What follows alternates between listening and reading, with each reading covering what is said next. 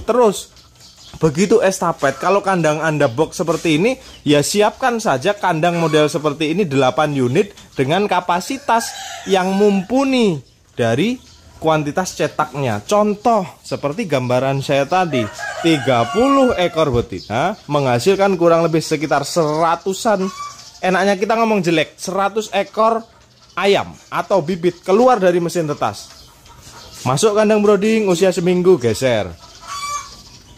Masuk baru lagi dari sini, keluar seminggu, geser. Terus estafet sampai usia 8 sampai 10 minggu. Baru Anda akan panen, baru akan ada penghasilan.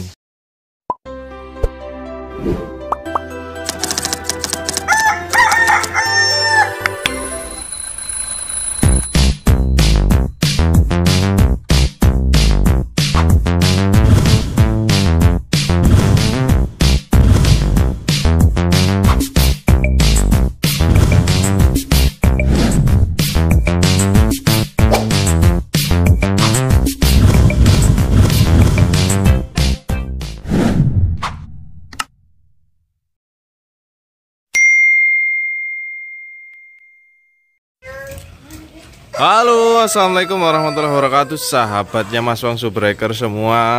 Ini kita sekarang buat video ya, buat video di kandang kita, suasana pagi, ayam makan semua tuh. Wah, ayamnya lagi makan, ayamnya alhamdulillah sehat-sehat ya kawan-kawan ya. Saya mau kasih tips untuk peternak rumahan ya, untuk peternak rumahan supayanya bisa berkembang, siklusnya bisa muter. Saya nggak mau bicara peternak mandiri lah, peternak mandiri ini terlalu, ini kita ngomongnya enaknya peternak rumahan. Ini kandang belakang ya, depannya rumah ya. Ini peternak rumahan nih, kayak saya ini peternak rumahan kawan-kawan. Nah, banyak sekali kawan-kawan yang ingin memulai usaha peternakan ini menanyakan apa Mas persiapannya dan bagaimana mungkin hitungan atau cara yang pasnya. Nah, saya akan mencoba memberikan sebuah gambaran kepada rekan-rekan untuk men-setting kandangnya beserta isinya. Jadi kawan-kawanku, kalau Anda peternak rumahan seperti kami, seperti saya, seperti ini, itu yang pertama itu bukan kaitan apa-apa ya. Yang pertama adalah kaitan di pasarnya ya. Kaitan di pasarnya.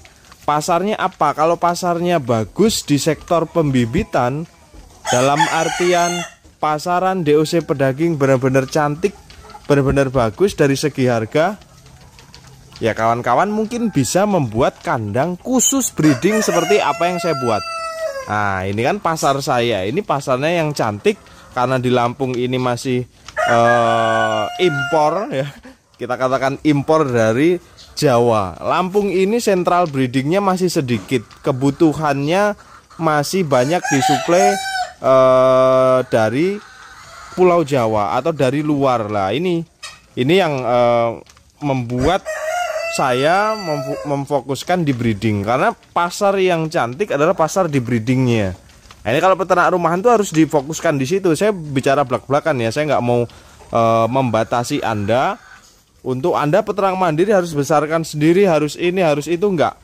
Kembalikan lagi ke pasar. Kalaupun memang lebih cantik Anda jual di bibitnya atau jual di DOC-nya, ya sudah, kandang breedingnya saja yang dibuat agak besar seperti punya saya ini ya. Kapasitas kandang saya ini muat di 120 ekor sampai 144 ekor betina.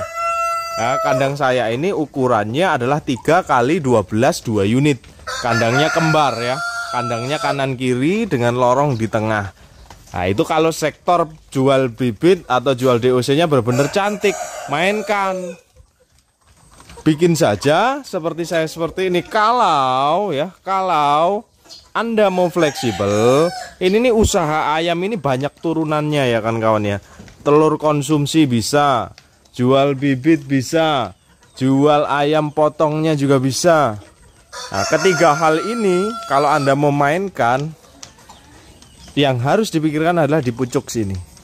Maksudnya adalah kawan-kawan harus bisa memetakan ya, kawan-kawan harus bisa memetakan kira-kira kebutuhan ayam dagingnya atau ayam potongnya per minggu berapa. Seumpama 100 per minggu kawan-kawan bisa memasarkan, berarti berapa induk yang diperlukan dan berapa kapasitas mesin tetas yang diperlukan, ini juga harus benar-benar dihitung. Kaitannya apa? Kaitannya supaya siklus itu terjaga. Karena di pasar kawan-kawan, di pasar nanti kalau kawan-kawan sudah yang mungkin yang belum punya pengalaman, gambarannya seperti ini.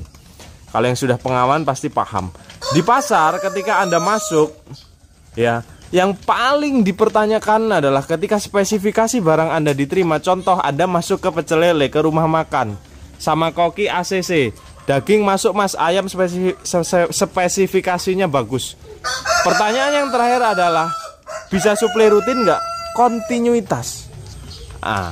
Kalau sudah dipertanyakan hal itu, Anda juga harus mempersiapkan caranya apa, mainkan siklus itu tadi. Makanya saya bilang, kalau kebutuhannya sekitar 100 ekor per minggu, Anda juga harus bisa setting kebutuhan panenan Anda itu juga 100 ekor per minggu. Nah, berapa Mas juga hitungannya? Bagi peternak rumahan, kalau mau menghasilkan bibit di atas 100-an ekor, ya, itu amannya di 25 sampai 30 ekor induk. Betinanya ya, nggak usah ngitung jantannya, induknya, betinanya 25 sampai 30. Itu paling aman sekali. Ya, paling aman sekali. Nah, mesinnya berapa? Mesinnya nggak usah besar-besar. Mesinnya itu mesin ini bukan promosi ya, ini menjadi gambaran ya. Nah, nih, nanti saya jelaskan juga kandang-kandang itu ya. Nah, mesinnya kita buat yang ringkas, kebetulan kami juga meluncurkan ini dan saya pakai sendiri ya. Setter 500, hatchernya ini sekitar 200 butir masuk. Kalau per minggu kita bisa menghasilkan telur sekitar 150 butir ya, cukup lah. Karena kan kalau kali 3 kan masih 450. Makanya mesin 500 butir, kapasitas 500 butir dengan full otomatis seperti ini sudah cukup ya. Lalu siapkan juga kandang broodingnya. Kandang brooding seperti ini kandang brooding, kandang pembesaran. Ini kalau Anda mau ikut jualan ayam pedagingnya, itu harus dipikirkan. Perbandingan kandangnya juga akan lebih besar loh. Kandang induk mungkin kalau 30 hanya ukuran berapa ya? Kalau 30 kan 6 koloni ya. 6 koloni ya. 1, 2, 3, 4, 5, 6. Taruhlah hanya 6 koloni, nggak seberapa lebar. 6 koloni, tapi kandang pembesarannya kita enak bicara adalah ayam-ayam yang modern zaman sekarang itu pertumbuhannya harus cepat ya. Kandang pembesaran itu menurut saya kalau 10 minggu itu terlalu lama lah ya. Kalau bisa ya 60 hari sudah panen, atau ya kira-kira 8 minggu lah ya. 8 minggu itu harusnya sudah panen kawan-kawan ya. 8 minggu harusnya sudah panen. Tapi kalau kawan-kawan mau aman, biasanya kan peternak ini banyak yang mengolah pakan ya, pakan self milk ya. Nah, menurut saya begini, kandang induk Anda bikin kapasitas 30, mesin tetas 500, kandang brooding bikin 2 unit, kandang pembesaran yang model box seperti itu atau di postal dengan kapasitas yang sama itu berisi 8 unit. Seumpama begini ini, seumpama ya. Seumpama ini kan kandang pembesaran masuknya. Kandang brooding 2. Yang benar-benar tertutup, semi tertutup, terbuka. Gunanya itu baru netes, usia seminggu. Ya, sorry belum tak rapikan kabel loh. Baru keluar dari alat tetas, masukkan ke box brooding. Ini kan semi tertutup, hampir tertutup semua, itu ada tirainya. Seminggu geser. Yang seminggu kan baru netes masuk lagi. Di sini nanti kan usianya akan menjadi 2 minggu. Situ seminggu geser lagi, 2 minggu masuk mulai kandang yang terbuka tapi masih dengan lampu. Terus begitu estafet. Kalau kandang Anda box seperti ini, ya siapkan saja kandang model seperti ini 8 unit dengan kapasitas yang mumpuni dari kuantitas cetaknya. Contoh seperti gambaran saya tadi, 30 ekor betina menghasilkan kurang lebih sekitar 100-an, enaknya kita ngomong jelek, 100 ekor ayam atau bibit keluar dari mesin tetas. Masuk kandang brooding, usia seminggu geser. Masuk baru lagi dari sini, keluar seminggu geser, terus estafet sampai usia 8 sampai 10 minggu baru Anda akan panen, baru akan ada penghasilan. Ini yang kita namakan siklus dan terus akan berputar asal semuanya terjaga. Ini pabriknya, penghasil telurnya, penghasil bakal bibitnya. Itu mesin pencetaknya, itu rumah-rumah untuk membesarkan. Analogi mudahnya seperti itu.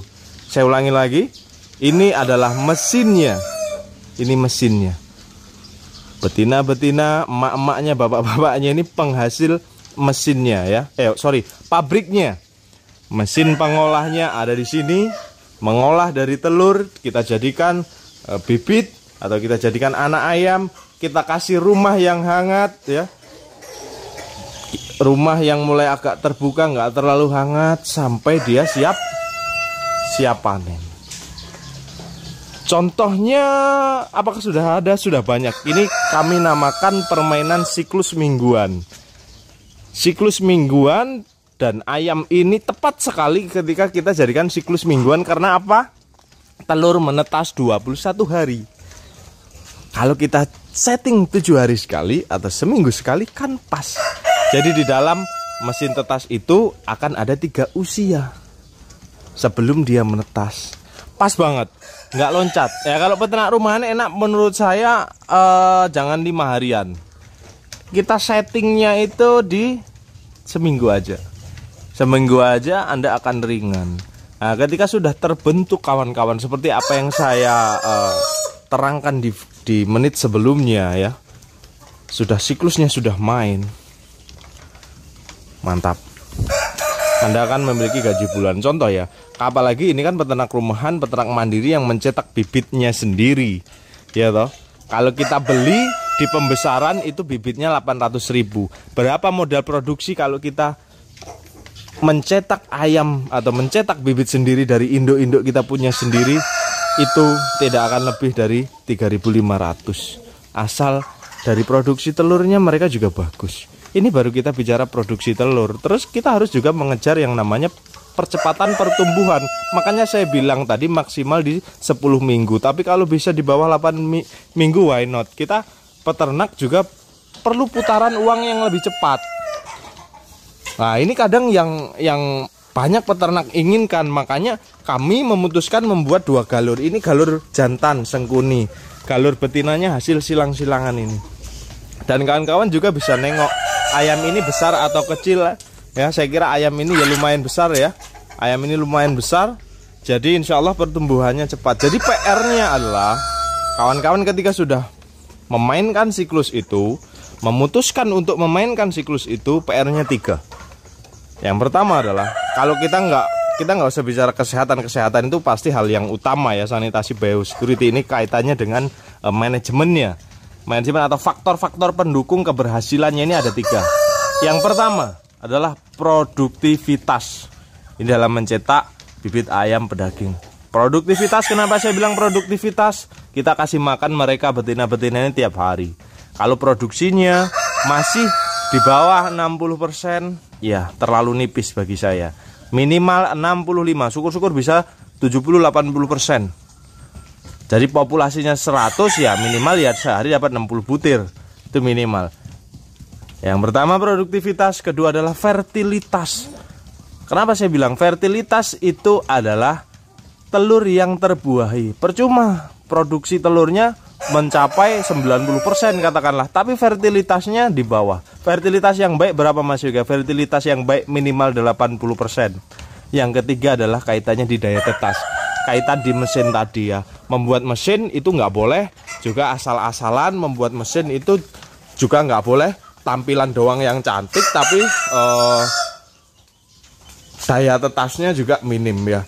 Mesin daya tetas untuk ayam berapa? Minimal 85% itu minimal. Apalagi menetaskan skala kecil terus sudah canggih seperti ini, mesinnya harus di angka yang lebih besar ya. Kaitannya 3 faktor itu mendukung banget. Ini baru di sektor mencetak bibitnya. Nah kalau di sektor pembesaran yang mendukung adalah genetiknya. Itu yang paling utama. Genetiknya, Anda kasih makan mereka tiap hari. Anda kasih makan mereka dengan hitungan yang sudah cukup, proteinnya sudah cukup. Tapi kalau memang genetiknya dia tidak mampu untuk cepat besar ya itu tentunya akan merugi. Makanya perlu yang namanya ayam-ayam yang memiliki pertumbuhan yang pesat. Dengan skema seperti ini kan kawan-kawan, banyak opsi. Makanya saya bilang tadi, sebenarnya usaha ayam ini jangan hanya terpaku Anda mau jual bibit, Anda ini. Makanya sesuaikan dengan pasar yang ada. Kalau pasarnya lebih cantik, lebih aman di sektor pembibitan, silahkan jual bibit. Kalau Anda mau lebih fleksibel, itu banyak sekali ya. Contoh, Anda kalau mau jual bibit, tentunya dengan di belakang rumah ini, dengan adanya induk-induk ini sudah ada dua opsi. Yang pertama adalah jual telur konsumsi. Yang kedua jual bibitnya. Kalau Anda punya induk, Anda punya pabriknya, itu pasti sudah ada dua opsi. Kalau Anda mau meningkat lagi, saya mau besarkan sendiri Mas Yoga, ya boleh. Bisa Anda jual hidup, bisa Anda jual olahan frozen food seperti ayam ungkep yang dipres. Ini masih mulai terpikir di benak saya supaya bisa menjadi contoh juga. Ya nggak menutup kemungkinan mungkin istri saya bisa bikin ungkepan. Nanti saya beli mesin press vakum vakum untuk dimasukkan ke frozen food, kita pasarkan marketplace. Ya kita kan sosial media sudah banyak ya. Ada di Facebook, ada di Instagram, itu kan untuk dagang itu bisa. Saya kira kawan-kawan, walaupun di kampung masih potensi lah, karena orang mau makan ayam kampung, dia nggak mau ribet, mau motongnya, mau ininya. Kalau kita sudah sediakan itu peluang, usaha-usaha turunan itu loh. Maksud saya itu tinggal kreativitas kita ya. Tinggal kreativitas kita, opsinya banyak sekali kan kawan. Kalau Anda sudah mencapai titik itu banyak kan ya tadi. Kalau yang pertama saya cuma mau jual bibit, Anda ada dua opsi, jual telur dan jual bibit. Kalau Anda mau dibesarkan sampai akhir, jual telur bisa, jual bibit bisa, jual ayam pedaging hidup bisa, jual ayam bersih bisa, jual ayam siap saji juga bisa. Opsinya banyak kan kawan. Karena kenapa kami berfokus dengan usaha ayam ini, dengan podcast sebelumnya menceritakan segala jenis usaha yang sudah pernah saya lakukan, karena ayam adalah termasuk komoditi pokok, kebutuhan pokok. Kalau ikan hias segala macam yang pernah kami jalankan itu hanya hobi. Kalau kambing, mohon maaf, bukan saya bicara nggak potensi, pasarnya semakin menyempit karena kebutuhannya nggak bisa diukur dalam artian ya kuantitasnya nggak sebanyak ayam. Paling bagusnya adalah pas menjelang Idul Adha aja. Tapi kalau ayam insya Allah dia walaupun fluktuatif, tapi sefluktuatifnya pasar ayam ya menurut kami masih aman. Jadi itu kawan-kawan, peternak rumahan sangat dan masih besar potensinya untuk mengembangkan di ayam. Asal kalau Anda menjawab lagi, Mas harga pakan naik, saya sudah cerewet berkali-kali. Tinggal ayammu, tinggal pabrikmu dulu Anda perbaiki, baru Anda bicara tentang harga pakan atau olah pakan. Percuma ayamnya atau pabriknya tidak kita perbaiki, tapi kita ngomongin pakan, ngomongin harga pakan, itu percuma. Perbaiki dulu ayamnya. Kalau induknya juga produktivitasnya harus bagus, kalau pedagingnya pertumbuhannya juga harus bagus. Mari kita bicara olah pakan. Ini pun saya juga ngaduk pakan tuh, habis ada jagung, ada dedek, ada konsentrat, ada premiknya. Ini kami juga ngaduk pakan sendiri. Nanti akan kita bahas. Sorry saya kurang aktif di YouTube. Saat ini sudah mulai saya bangkitkan keaktifannya lagi, karena memang kegiatannya agak banyak ya kawan-kawan. Sukses terus kawan-kawan, peternak muda di seluruh Indonesia. Tetap semangat. Saya bisanya cuma menyemangatin lewat YouTube gini, menyemangatin lewat konten-konten apa yang bisa saya bagikan ya. Semoga itu bisa mendampingi dan membuat semangat kawan-kawan lebih membara lagi. Masih sangat potensi dan saya masih optimis di sini asal Anda kreatif. Biasanya orang yang mengeluh ini itu, Anda cuman bobok manis aja. Coba gaul, coba keluar, coba cari potensi, coba cari info. Kalau Anda hanya berdiam diri ya, maaf yang ngomong ya, susah.